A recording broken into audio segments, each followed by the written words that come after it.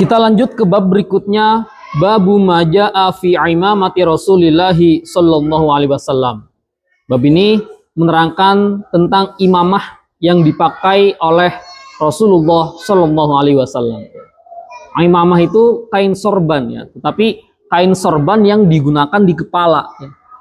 Yang diikat di kepala itu namanya imamah. Tetapi kalau kain sorban yang kita gunakan di pundak ini namanya rida ya. Dari bab ini menerangkan tentang imamah, kain sorbannya Rasul, ya, sorban yang dilipatkan di kepalanya, di kepala beliau. Langsung saja kita masuk ke hadisnya. Hadatsana Muhammad bin Bashar sampai kepada an Jabir. Dari Jabir, qala ia berkata, dakhalan Nabiyyu sallallahu alaihi wasallam Makkah yaumal fathi wa alaihi imamatun sauda'u. Dari Jabir dia berkata bahwasanya Rasul pernah masuk Mekah ya pada hari Fathul Makkah, dan pada saat itu beliau menggunakan imamah ya, atau sorban di kepala yang berwarna hitam. Dan hadis berikutnya dari Ibnu Umar. Qala kana Nabi sallallahu alaihi wasallam idza i'tamma sadala imamatahu baina katifaihi.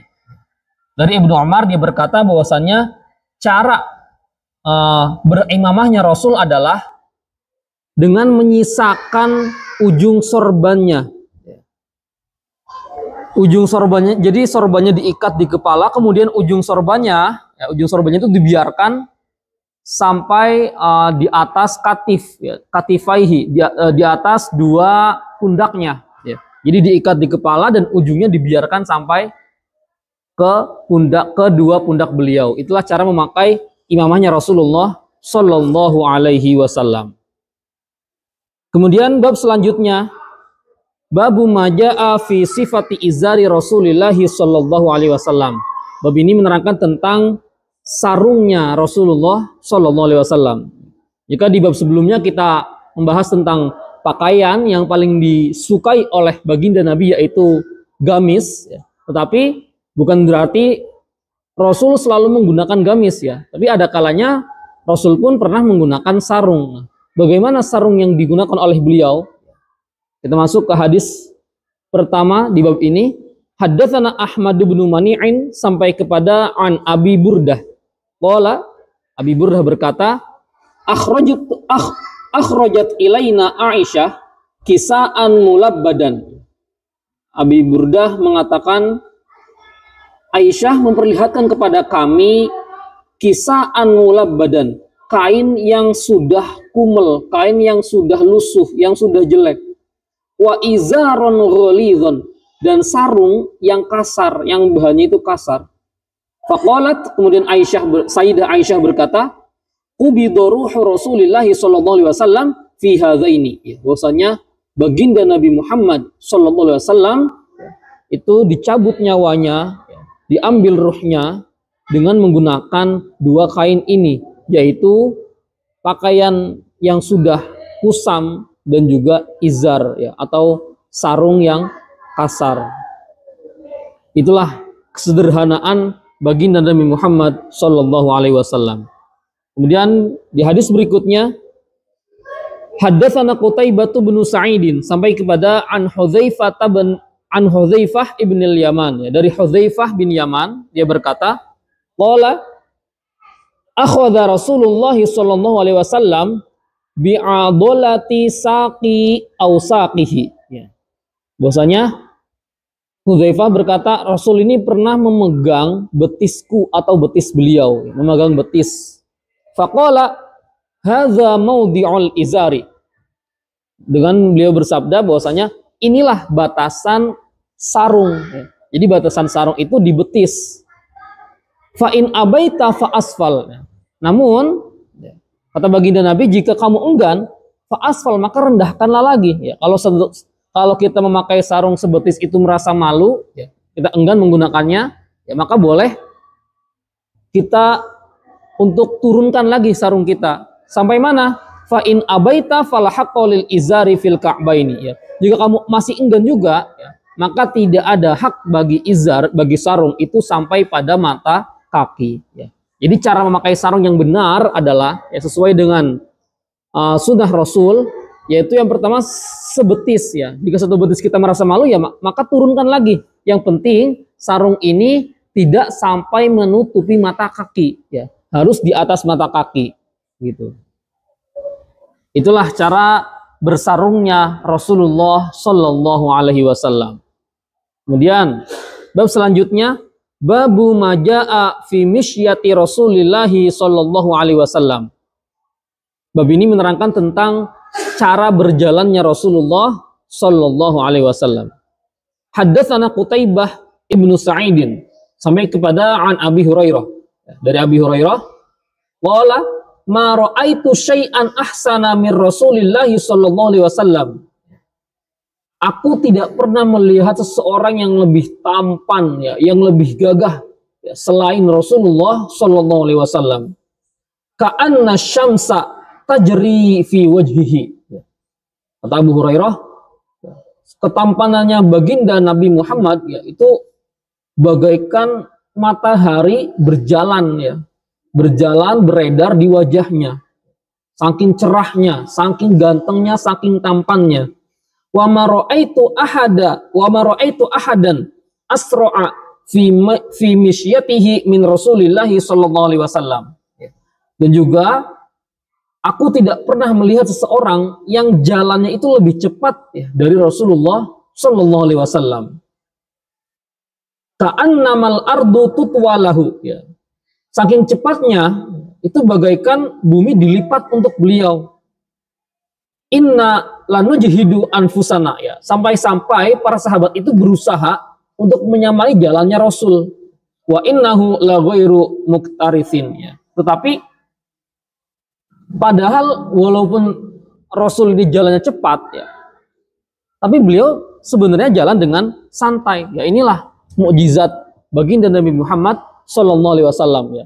Beliau berjalannya dengan santai, ya. Tapi bagi kita yang melihatnya itu terasa begitu cepat ya. Sampai-sampai para sahabat tidak ada yang mampu mengimbangi jalannya baginda Nabi Muhammad Sallallahu Alaihi Wasallam.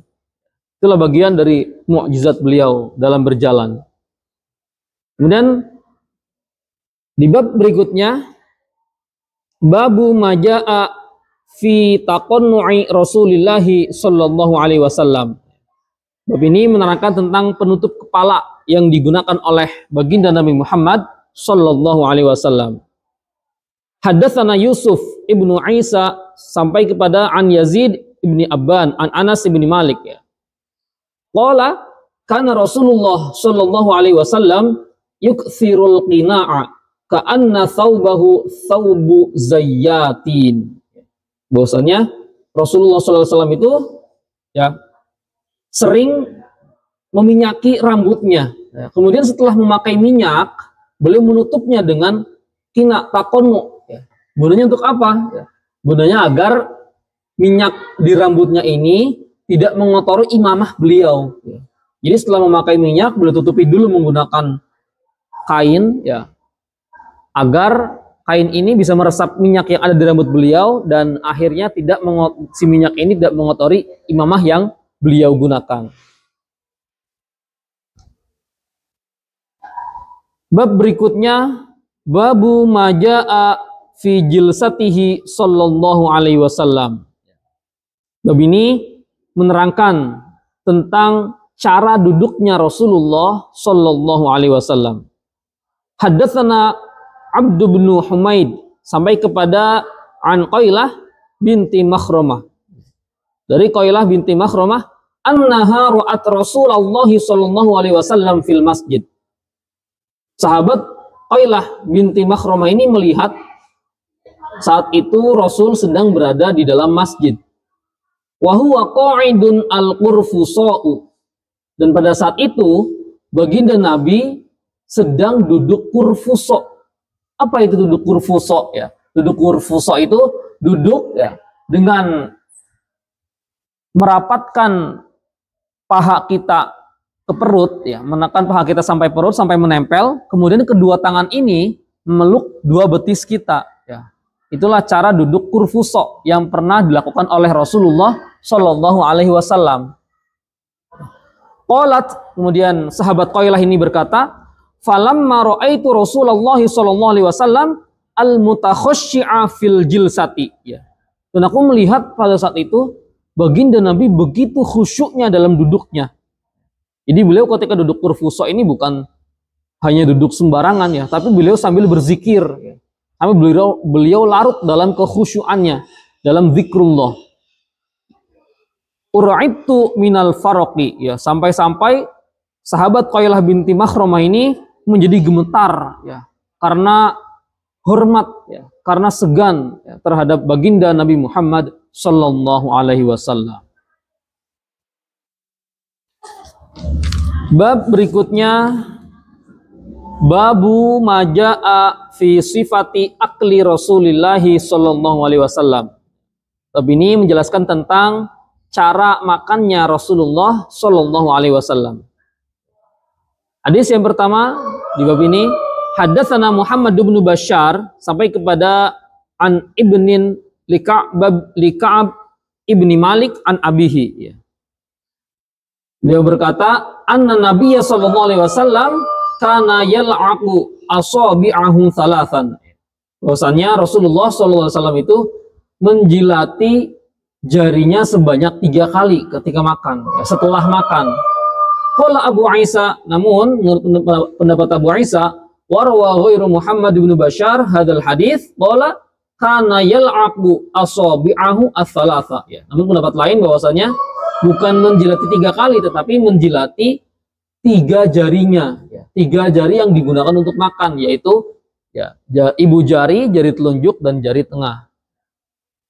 Kita lihat di hadis berikutnya, hadatsana Al-Hasan ibnu Ali Al-Khalal sampai kepada Anas ya. Sampai kepada sahabat Anas, qala kana Nabi sallallahu alaihi wasallam idza akala ta'aman la'iqa asabi'ahu ats-tsalatsa ya. Maksudnya Rasul ketika makan, setelah makan itu beliau menjilati 3 jarinya. Ini dari hadis dari sahabat Anas bin Malik ya. Jadi Rasul ya, kalau kita ingin mengikuti sunnah Rasul ya, makan itu bukan menggunakan sendok ya, tapi langsung menggunakan tangan ya. Dan tangan yang digunakan ya, itu hanya 3 jari saja, dari jempol, jari telunjuk dan jari tengah. Dan bagaimana lagi cara makannya baginda Nabi? Kita lihat di hadis setelahnya, hadatsana Al-Husain ibnu Ali sampai kepada an Abi Juhaifah, dari Abi Juhaifah qala ya, ia berkata qala Nabi sallallahu alaihi wasallam, Rasulullah sallallahu alaihi wasallam pernah bersabda, amma ana fala akulu muttaqian. Aku tidak makan dengan bersandar ya. Jadi cara makannya Nabi itu ya tegak begini ya. Tidak dengan bersandar ya. Nabi itu tidak makan dengan bersandar. Ya, itulah cara makannya Rasulullah sallallahu alaihi wasallam. Semoga kita semua bisa mengikuti sunnah-sunnah Rasulullah sallallahu alaihi wasallam. Assalamualaikum warahmatullahi wabarakatuh.